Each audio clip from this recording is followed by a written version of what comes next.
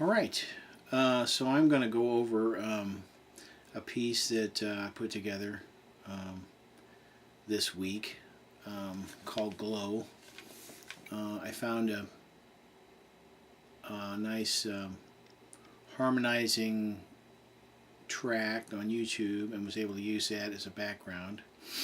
The flute is in G, and I'm not sure what the track is in. It may be in F, so I'm not exactly sure. I think I'm playing a fifth apart with it, but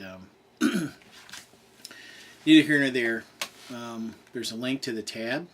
There's 3 parts to the tab, and then there's a link to the background video on YouTube that I used as well. So I wanted to get on this right away because even though I'd been working on this at least 2 or 3 days this week in kind of long sessions, I never really wrote anything down. So what I played was really an improv out of those practice sessions, and now I basically have written that down so I have a reference and then I can teach it in at least a somewhat coherent way. And then, of course, none of this stuff is set in stone. It's really just a foundation for you to, memorize a few phrases and get yourself started, and then improvise your own melodies. But I am glad to get back to this. I've been looking at these instruments and realizing that, hey, I need to get back playing, and it really was good for me this week.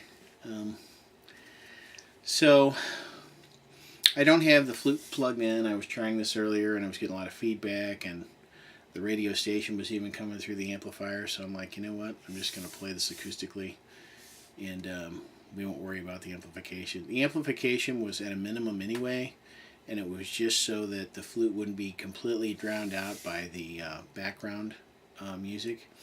And I played the volume very, very close to what the background music was, so I really wanted to blend in and get that dissonant, a lot of dissonance from the intonation was coming through and stuff. So that was by design. But anyway, enough yammering, and we'll get on with it. So I'm going to go over part 1, which is basically the first 2 minutes of the track. I'm going to start off with the first line. I'm going to start off with the first 5 holes pressed.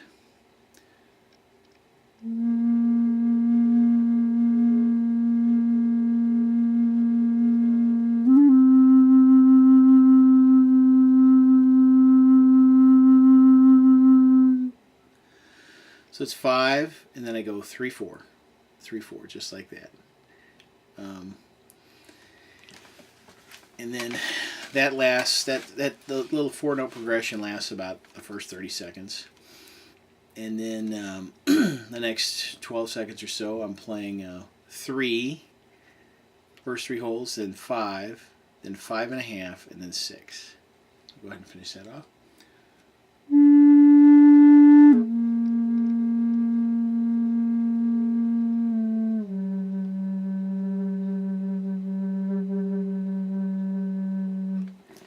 You can hear the flute really wants to jump to the next octave. One of the problems when you're playing long pieces like this is you do develop a lot of moisture in the upper chamber, and it wants to run down. And when you get moisture in between the block and the flute, it interrupts the airflow. It has a tendency to make your flute want to squeak or jump an octave. So really have to dry it a lot and blow it out. And I've gotten in the habit now of warming my flutes a little bit with a space heater. I've got one going, and I get them warm before I even start practicing, and that helps because there's not this shock of temperature change when you start blowing air through the instrument. And so it's just something to keep in mind. All right. And then the second line, I'm going to start out. It's about 45 seconds, and then we're on the second line into the music. If you're trying to get exact phrasing, I gave you some rough guidelines as far as timing within the piece to where you'll be at. So the second line starts at roughly 45 seconds in, and I'm playing 1, 3, 4. Okay.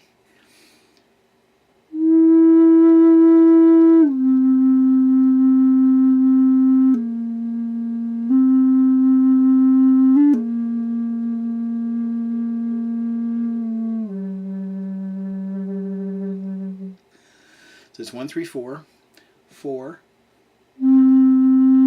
5, 4, 3,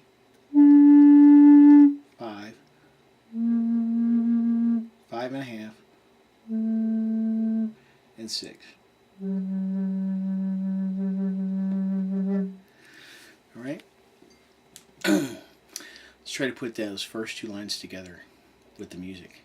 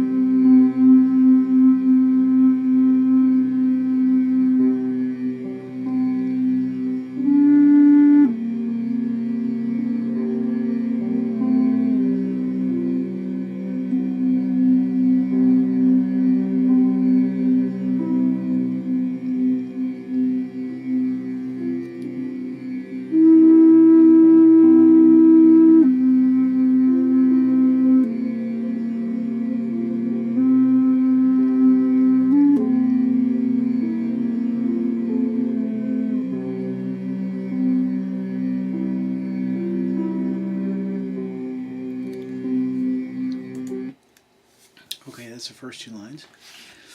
The next two lines, we're going to start off, it's approximately 1:06, and then we're beginning at the third line here into the piece. Start off with holes 1 and 3 depressed, everything else is open.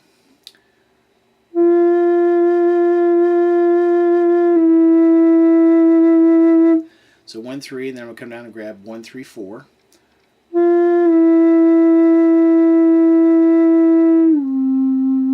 4, 5,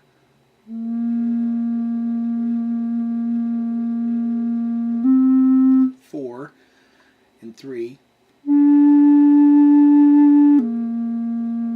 back to 5. And then we have a little run, which is the exact same thing that we do in the first phrase of the first line. It's not really a pop, it's just a 4, 3, 4. Just a 4, 3, 4. Alright, so I'll try that line.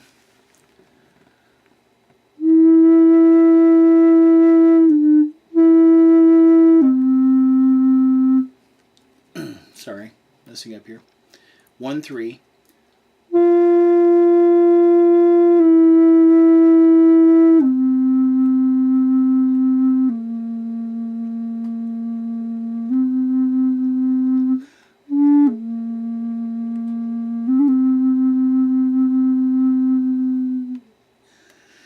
And I hold those notes. When I'm holding an average to 8 to 10 seconds. And, you know, I was really stretching it in this piece, and I was out of breath a lot. But I was able to kind of get away with it because I had the music. I was playing right at the same volume of the background music, so it was able to blend in the transitions a little bit smoother. And then the last line, actually I have a note on the last line of this part. It says 133, and that's actually, this last line starts at 124 in the piece, and then there's a brief little like a 3-note thing that I play, then I finish the phrase. So the last line of the tab starts out with all 6 holes depressed, and I hold that for quite a while, like a good 8 seconds or 10 seconds.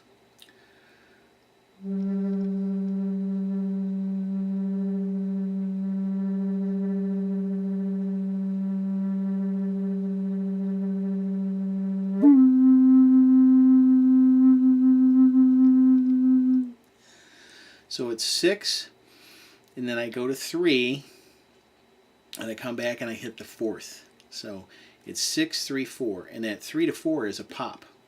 So I'm really kind of going 6, 3, pop, 6, 3, 4, 6, 3, 4. It's a little emphasized note there. So I hold the first note very long, which is all 6, low G. Then I pop from 3 to 4, and I'm holding 4 for quite a bit.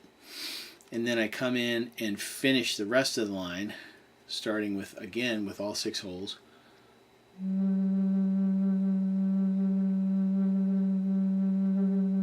Then 5. Then 5.5, I come down and I grab half that hole.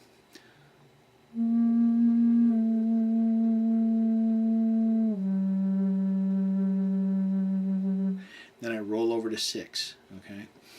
So it starts on the low G, this line anyway, and ends on the low G.